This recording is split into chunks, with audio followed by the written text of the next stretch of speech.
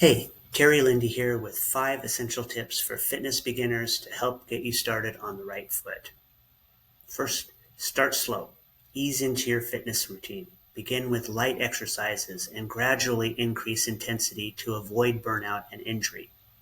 Second, set realistic goals. Define clear, achievable goals, whether it's weight loss, muscle gain, or improved endurance. Having a target keeps you motivated.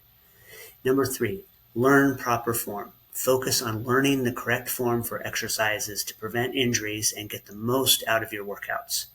4, stay consistent. Consistency is key to seeing progress.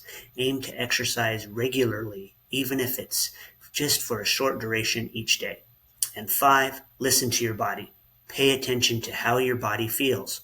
Rest when needed and don't push through pain. Recovery is crucial for long-term success. Want a complete beginner's guide to kickstart your fitness journey? DM me for a free copy.